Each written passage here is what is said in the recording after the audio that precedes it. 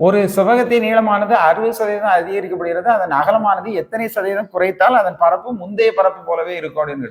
இப்போ பார்த்தீங்கன்னாக்கி அதுக்கு நீளமோ அகலமோ 100 100ன்னு வச்சுக்கிடுவோம். இப்போ கூட்டப்படக்கூடிய அந்த பகுதியினுடைய நீளமானது 60%, அப்போ 160 எடுத்துக்கிடுவோம். இந்த v வந்து நமக்கு அகலம் தெரியாது, அந்த அகலத்தை கண்டுபிடிப்போம்.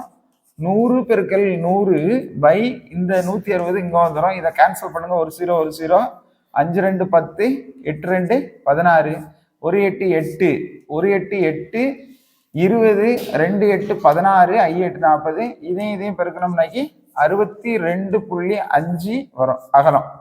இப்போ எவ்வளவு குறைக்கப்பட வேண்டும் அப்படின்னு கேட்டிருக்கு அதன் அகலத்தை. அப்போ மொத்த பங்கு 100ல 62.5 கழிச்சோம்னாக்கி 37.5 வரும். நமக்கு ஆன்சர் சி ஆப்ஷன் 37 கொடுத்துருக்கு. இதுதான் ஆன்சர்.